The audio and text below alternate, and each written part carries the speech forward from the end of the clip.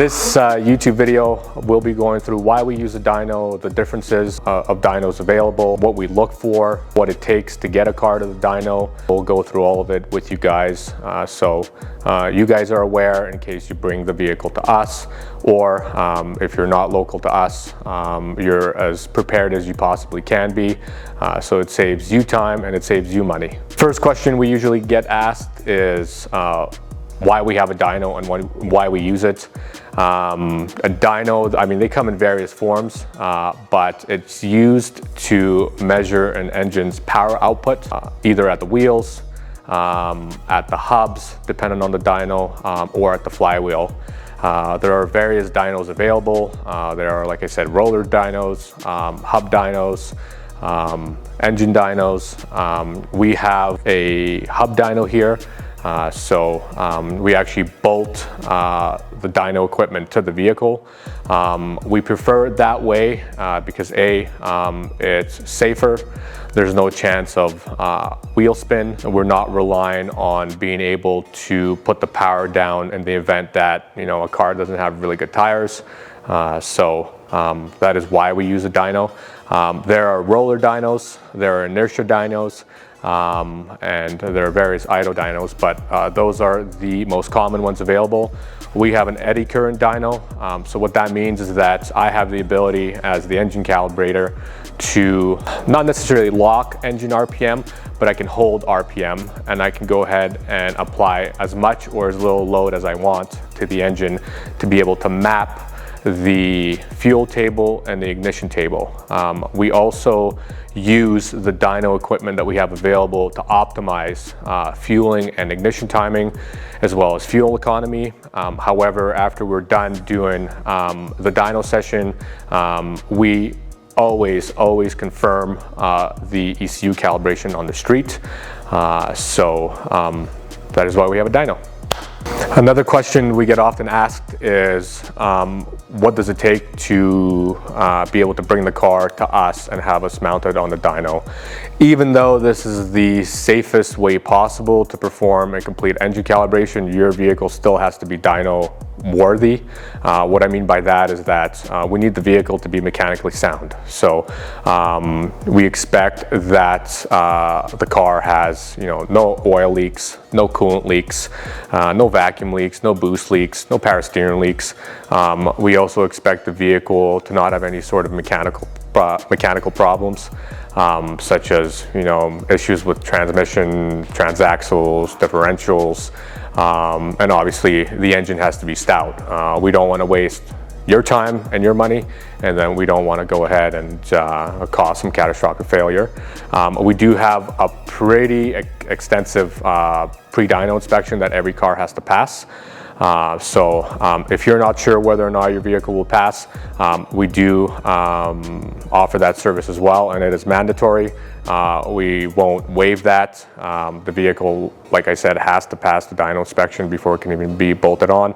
And typically vehicles fail on relatively small stuff, you know, fuel pump's not wired correctly, boost control isn't wired correctly, vacuum leaks that the naked eye can't see. So we actually use a smoke machine in order to be able to detect very small leaks. The car does have to be dyno worthy, and at the same time the vehicle also has to be road worthy, given that we are driving the vehicle after the dyno session in order to be able to confirm everything. So the car has to hold valid registration, valid insurance.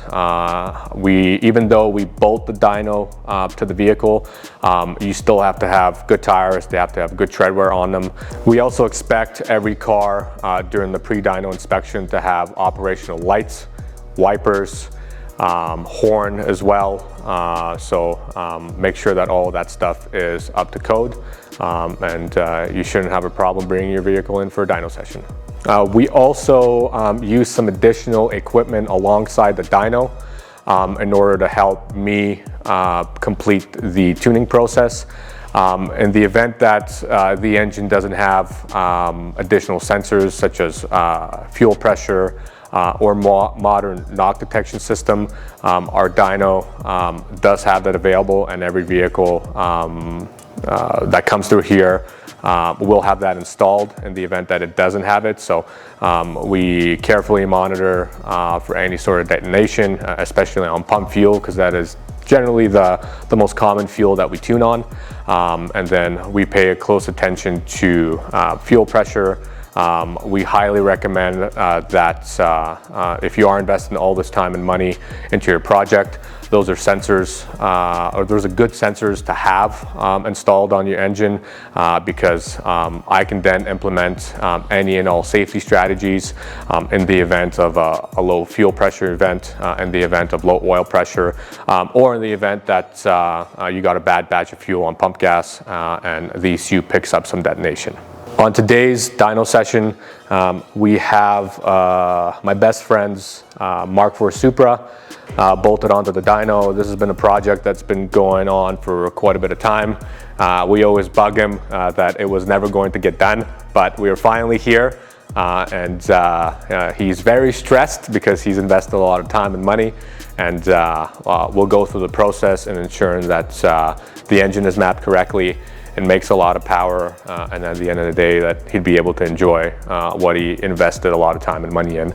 So it's not your, I wouldn't say not your typical Supra, but you don't see these around anymore as much as you used to. They are around, but the level of attention that Jordan has put in this build is unparalleled. So it is a 3.5 liter JZ. Normally the JZ only came in 2.5 liter and 3 liter. So the displacement was bumped up to 3.5 liter. It's got pretty much all quality parts on here. Jordan didn't cheap out or skim out on installing subpar parts, because at the end of the day, if you do decide to go that route, it will bite back and you will have to redo it. So, you know, he went ahead and installed a plasma mat intake manifold. We have a 6 boost manifold. We have a very gigantic Borg-Warner S594 millimeter turbo. It is all controlled via a Haltech Elite 2500. We have every possible known sensor that could be fitted to this. So fuel pressure, oil temp. We have individual EGTs, exhaust gas temperature probes. We have back pressure sensor. This thing is currently set up for ethanol. We are going to start with the ethanol tune, see what it makes for power. I believe it's probably going to make it in the 4 digits, but keep watching and you guys will be able to see. So we also, this is a stick car, so it still retains the factory V160 transmission. This vehicle from Japan came pretty much fully loaded. So it has the big differential, it's got the big axles.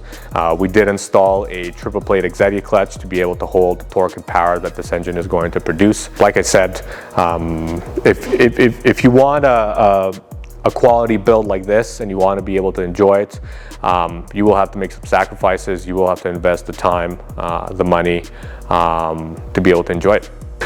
Jordan went ahead and put this engine together. He did quite a bit of cylinder head work. It now has some very aggressive cams from GSC.